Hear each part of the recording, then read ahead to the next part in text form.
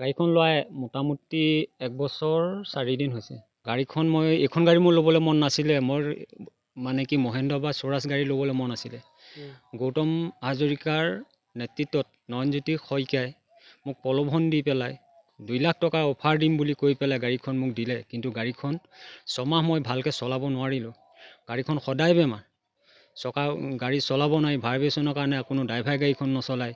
গাড়ী হিট হয়, টায়াৰ এফাল খাই এদাই কৰি দিলে। আপোনালোকে চাব পাৰে এতিয়া গাড়ীখন ভাইব্ৰেশ্যনৰ কাৰণে কি হ'ল, চাইলেঞ্চাৰ পাইপডাল দুটুকুৰা হৈ ছিগি গ'ল। 3বাৰ ছিগিলে। লাষ্টত পাতি দি পেলাই মই গাড়ীখন চাইলেঞ্চাৰ পাইপডাল মই লগাই থৈছোঁ।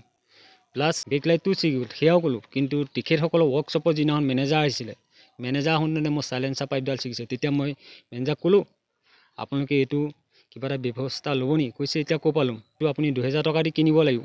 ডিলাৰ মালিক স্বত্বাধিকাৰ গৌতম হাজৰিকাক কোৱাৰ পিছত ক'লে যে আপুনি টায়াৰযোৰ 55,000 টকা দি কিনি লওক। যদি ইঞ্জিনৰ কিবা প্ৰব্লেম হৈছে মেকানিক মই ফ্ৰী দিম, আপুনি মালকেইটা কিনি পেলাই লগাই গাড়ীখন বনাই লওক। লখিমপুৰ ডিলাৰ স্বত্বাধিকাৰ। মই গাড়ীখন নাৰায়ণপুৰ ডিলাৰৰ পৰা লৈছিলোঁ। একেজন স্বত্বাধিকাৰে পাৱাৰটেক 49। এতিয়া আপোনালোকে গাড়ীখন চাওক, চালে আপোনালোকে গম পাব তেখেতসকলে মোৰ এবছৰটো কেনেকৈ পাৰ হৈ চাই আছে। আজি 6 মাহ হ'ল তেখেতসকলক মই কোৱা, কিন্তু 6 মাহে কোনো গা নলৰিলে। এটাই কৈ ঘূৰি মাহৰ আমি এই 20 তাৰিখ নহয়, এই 20 তাৰিখে গৈ আছোঁ, এই 20 তাৰিখে গৈ আছোঁ। মই গাড়ী ইনষ্টলমেণ্ট ক'ৰ পৰা দিছোঁ সেইটো তেখেতসকলে সুধি চোৱা নাইকিয়া। যে মই গাড়ী ইনষ্টলমেণ্ট মাটি বিক্ৰী কৰি গাড়ী ইনষ্টলমেণ্ট দিবলগীয়া হৈছে মোৰ চিভিলৰ কাৰণে। ড্ৰাইভাৰ যদি বিচাৰি আনো, এদিন চলাইছে, পাছদিনাখন মোৰ গাড়ী চলাবলৈ নাহে আৰু। খুব বেছি আপুনি 3 বিঘা মাটি হাল বাব পাৰে ড্ৰাইভাৰ। তাৰপিছত আৰু গাড়ীখন এঘণ্টা ৰেষ্ট দিব লাগিব।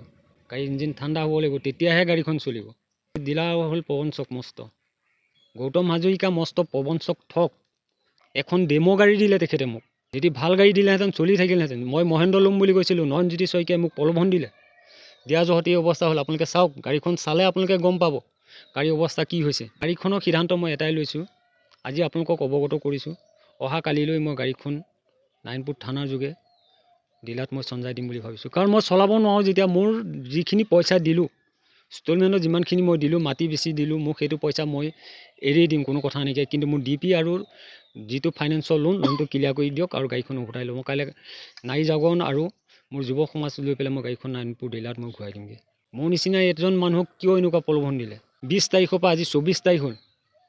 2 ঘণ্টা পিছত গৈ আছোঁ, 1 ঘণ্টা পিছত গৈ আছোঁ, প্ৰলোভনেই দি আছে। ইয়াৰ মূল নায়ক হ'ল নৱজ্যোতি শইকীয়া, ৱৰ্কশ্বপৰ মেনেজাৰ। গৌতম হাজৰিকাক ফোন কৰিলে কয় আপুনি গাড়ী বনাই লওক। আপোনালোকে চাওক, ইয়াত 5 বছৰ ৱাৰেণ্টি লিখি থোৱা আছে। 5 বছৰ ৱাৰেণ্টি পিৰিয়ডত থকাৰ পিছতো তেখেতসকলে কেনেকৈ কি হয় সেইটোহে চাই আছে। যদি কোনোবা ব্যক্তিয়ে যদি পাৱাৰটেক ল'ব বিচাৰিছে, এই নিউজটো এবাৰ চাই লওক, চাই লৈ পেলাই লওক। আৰু মোৰ গাড়ীখনৰ অৱস্থা চাওক, মোৰ ঘৰ দুৱাৰ অৱস্থা চাওক, যাতে মই বিপদত পৰিছোঁ, মই মৰি যাওঁ আৰু দ্বিতীয়জন ব্যক্তি যাতে নমৰে। দ্বিতীয় দিন যাতে কোনো ব্যক্তিয়ে পাৱাৰটেক গাড়ী ল'ব সময়ত 10 বাৰ চিন্তা কৰিব।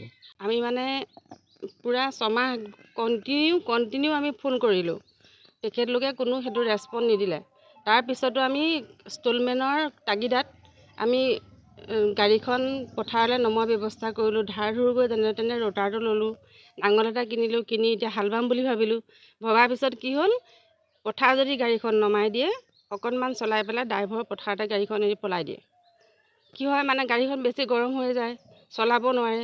তেতিয়া কয় এই এনেকুৱা মালিকৰ গাড়ী চলায় নেকি, তেনেকৈ গুচি যায়। আকৌ আমি ড্ৰাইভাৰ এটা বিচাৰি আনোঁ, আকৌ তেনেকুৱা এটা প্ৰব্লেম। আৰু ডাঙৰ কথা কি, যিদিনাখন গাড়ীখন আনিবলৈ গৈছিলে সেইদিনাখন মোৰ ভাগিন এটা গৈছে, ভতিজা এজন গৈছে, লগত তেখেতৰ মোৰ হাজবেণ্ডৰ কেইবাজনো লগৰীয়া গৈছে। গাড়ীখনত অকণমান লিক কৰি আছিলে।